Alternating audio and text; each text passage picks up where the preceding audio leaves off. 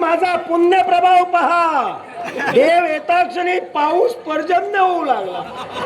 लक्षात ठेव, याच्यावरून ओळखून जा, हे देव पण साधं सुद्धा नाही. तू देव आहेस मी मान्य करतोय. पर्जन्य वृष्टी जगाला हवी असते, पण तू आज जी पर्जन्य वृष्टी करतोयस ती जगाला यावेळी नकोय. ही पर्जन्य दृष्टी अवकाळी होत नाहीये. बोला. ऐक,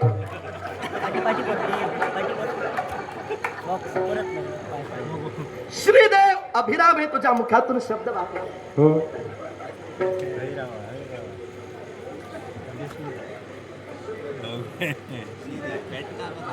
काय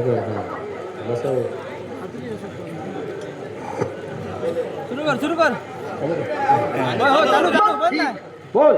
तुझ्या मुखातून शब्द बाहेर पडले. मी कोणी सर्वसामान्य नव्हे, तर मी श्रीदेव अभिराम, वैकुंठच्या नारायणाचा 7वा अवतार मी. तू वैकुंठच्या नारायणाचा 7वा अवतार तू म्हटलास आणि तुला तुझ्या ज्ञानाचं प्रकटीकरण तू करून दिलंस. पण राजा अंबरीशांसाठी वैकुंठच्या नारायणानं दशगर्भ भोगण्याचं वचन त्यांना अंबरीश राजांना दिलं. तेव्हा दशगर्भातील 7वा खऱ्या अर्थानं प्रभू रामचंद्र, अर्थात श्री ही पदवी आहे. राम हा श्रीराम झाला याच्या मुळाशी असणारं कारण मानवतेची मर्यादा मानव जातीनं प्रभू रामचंद्रांकडून शिकलेली आहे. तेव्हा तुझी बोलण्याची पद्धती रामासारखी नाही. तेव्हा वैकुंठच्या नारायणाचा 7वा अवतार मी आधी म्हणू नकोस. दुसरी गोष्ट, अरे प्रभू रामचंद्रासारखी माझी पद्धत कशी असेल?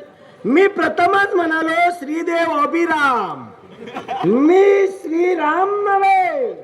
7वा मी श्रीदेव अभिराम. प्रथम यातला फरक ओळखून घे, श्रीराम आणि श्रीदेव अभिराम. श्रीरामानं आपलं तत्व जगाला पटवून दिलेलं आहे. आता हा अभिराम कुठून आला हे अभिरामाचा अभिरामाला माहित. तेव्हा वैकुंठच्या नारायणाबाबत तू बोललास की तो 7वा अवतार मी. ठीक, मी तुझं तत्व मान्य का करणार नाही याच्यामुळे अशी कारण आहे. तू सांगितलंस नाव तुझं अभिराम, श्री अभिराम इथपर्यंत ठीक आहे, पण वैकुंठच्या नारायणाचा 7वा अवतार म्हणून सांगितलं हे मी मान्य करणार नाही. याच्यामुळे त्याला कारण आहे. कारण ज्या अर्थी तू बोलून मोकळा झालास की खरं तर नाव माझं अभिराम, त्या अर्थीच मी तुला ओळखलं. कांतीपूर नगराचे राजकर्ते राजे देववर्धन, या देववर्धनांनी पयोव्रत या विश्वात आचरणात आणलं आणि त्या पयोव्रतातून जो जन्माला आला तो खऱ्या अर्थानं रामासारखाच दिसणारा पुत्र म्हणजे हा अभिराम. तेव्हा फिरवा फिरवीच्या भाषेनं इतरांना फसव, मला फसवू नको. हे फसविण्यासाठी नाही, तर पहा माझा वर्णन पहा. माझा जर का वर्ण पाहिला असेल तर वैकुंठीचा नारायण आणि मी सारखेच दिसतोय. तेव्हा तू जे काही बोलतोयस ते मला पटत नाही. मला एकच सांग, नगराच्या राष्ट्रवेशीवर येण्याचा उद्देश मला सांग. तू प्रथमच म्हणालास तुझ्यात राम तुला माझ्यात राम तुला दिसला नाही. मग तुझा तरी राम कसा होता? माझा राम कसा होता? तुझा राम देव होता का? निश्चितच माझ्यासाठी देव होता. तर मी देव आहे हे तुला मान्य करावं लागेल. या विश्वात देव श्रीराम हा जर का देव होता तर माझ्या एका प्रश्नाचं उत्तर मिळेल का? निश्चितच मिळेल. मला सांग. तू बोलून मोकळा झाला. तुझा राम हा खऱ्या अर्थानं देव होता. या विश्वाच्या पाठीवर कुठल्याही देवतेला मी देव आहे, माझी भक्ती करा असं सांगण्यासाठी खऱ्या अर्थानं कुठली देवता भक्तांपर्यंत आजपर्यंत गेली नाही. तेव्हा या विश्वाच्या पाठीवर देवतांचे आदर्श हे मानव जातीनं घेतले आणि देवतांची पूजा अर्चा केली. भक्तानं देवाला कोणतं फुल वाहावं हे देवानं सांगायचं नाहीये, भक्तांनी ठरविलेलं आहे. माझ्या मनात आणि माझ्या हृदयात तर माझा राम ठसला आहे. तू आताची जागा मी अभिरामाला देऊ इच्छित नाही. नाही, ती द्यावी लागेल. तुझी जागा मला नको. तुझी जागा तुलाच ठेव, मला नको. पण मला एक सांग, तू म्हणालास की प्रभू रामचंद्र हे देवच होते. जर प्रभू रामचंद्र हे देव होते तर लंकेचे कोळसे करून रावणाचा शेवट करून सीतामाईची मुक्तता रामानं किंवा वानर सेने सहित केली. मग जर का मुक्तता करून सीतेला अयोध्येत आणलं तो जर देव होता तर त्या देवाला आपली पत्नी म्हणजे सीता आणि या सीतेचं पावित्र्य रामाला का कळलं नाही, त्यानं तिच्या जीवनात अधर्म का केला? हे बोलून तुझं अज्ञान तू दाखवून दिलंस. काय मी स्पष्ट करून तुला सांगेन. सांगा. मुळात आधी तुझ्या मुखातून शब्द बाहेर पडले राम देव होता. राजे दशरथ आणि कौसल्या माता यांच्या कुशीकुलात प्रभू रामचंद्रांनी जन्म घेतला. तो एक मानव म्हणून मानवतेची मर्यादा एका मानव कुलात जन्माला येणाऱ्या रामानं पटवून दिली. म्हणून तो राम देवांनी खऱ्या अर्थानं मानव जातीनं देव म्हणून पूजला. अर्थात एक मानव देव पदापर्यंत पोचला. याच्या मुळाशी त्याची धर्मनिष्ठा, त्याची तत्वनिष्ठा होती. अर्थात मानवतेची मर्यादा जगाला पटवून देणारा माझा राम होता. एक पत्नी, एक वचनी, एक बळी हे ब्रीत अंगीकारणारा माझा राम होता. म्हणून माझा राम देव झाला. आता तुझा प्रश्न, हा प्रश्नाचं उत्तर दे. पण तू काय म्हणालास? प्रभू रामचंद्र हे देव होते. मानव असून देव म्हणून त्याला मानवाने पूजिलं. मग मी तेच सांगतोय, मला सुद्धा पूजा. मी सुद्धा देव अभिराम आहे. मग तो गेला, मी आहे. रामात आणि तुझ्यात फरक काय माहितीये काय? का? रामानं कधी जगाला सांगितलं नव्हतं मला देव म्हणाले, अरे मला पूजा. बापा, पण तुझ्यासारखा अक्कलखोटा येतो आणि मला देव म्हणतो. अरे बापा, आम्ही मानवकड उठसूट येणार, त्यांची भक्ती करावी. नाही, करावी लागेल. पर्याय नाही तुझ्याजवळ. कारण अरे बापात आणि मुलात जर फरक असू शकतो तर देवात आणि मानवात सुद्धा फरक असू शकतो. अभिराम, आपण काहीतरी बोलू नका. योग्य तेच बोलतो. तुमच्या मुखातून शब्द बाहेर पडले, अर्थात तुमच्या शंकेचं निराकरण मी करतोय. सीतामाई रामांना खऱ्या अर्थानं का कळली नाही, त्यांचं पावित्र्य सीतामाईचं रामांना का कळलं नाही असा शब्दप्रयोग आपण वापरत मला प्रश्न केला. माझं तरी ठाम मत आहे, सीतामाईचं पावित्र्य हे रामा वाचून कुणाला कळलं नाही.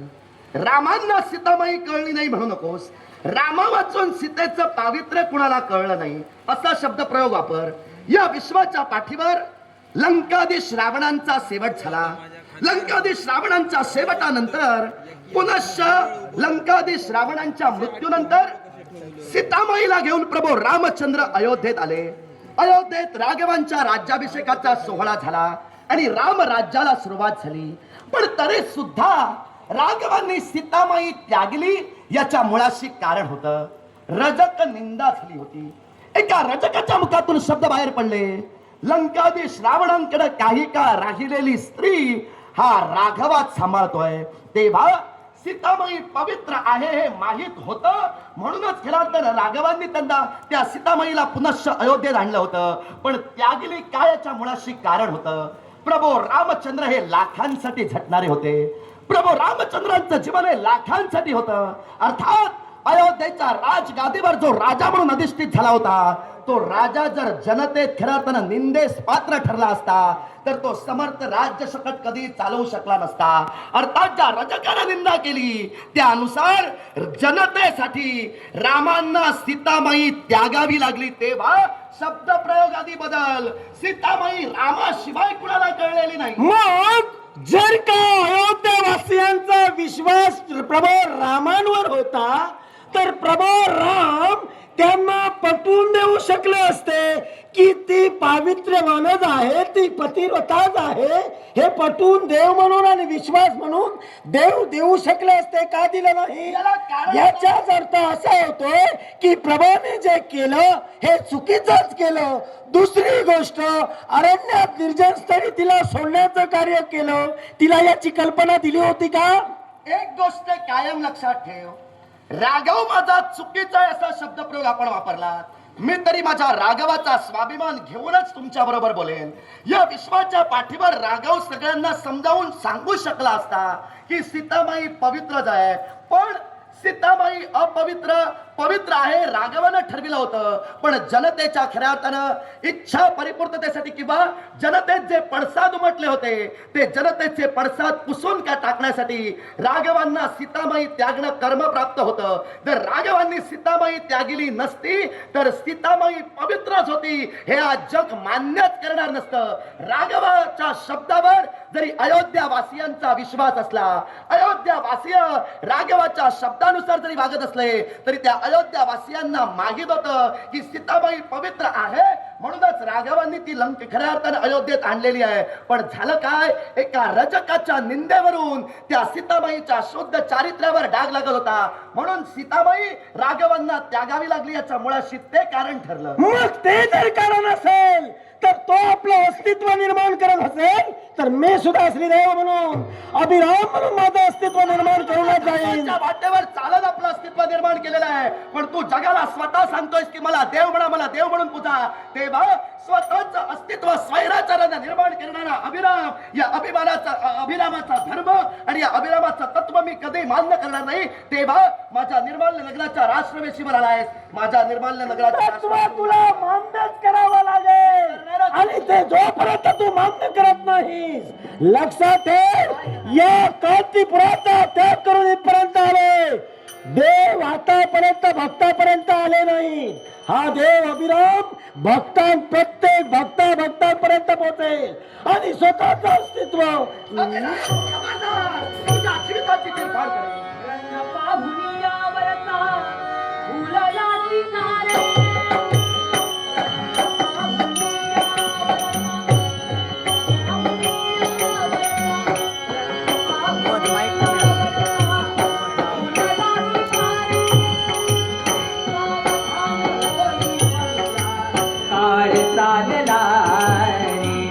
सावधान होई मनुष्या काळ चालणार, रंग पाहुनी यावरचा फुलला सितारे, रंग पाहुनी यावरचा फुलला सितारे, सावधान होई मनुष्या काळ चालणार.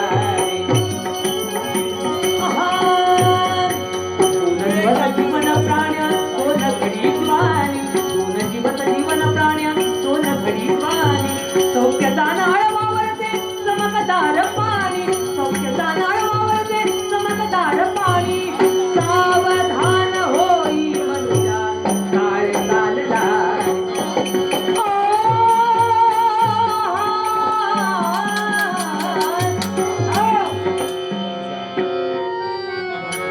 युद्ध थांबविले, तुला घाबरून नाही. पण काय, या विश्वात देव म्हणून मी जगतोय.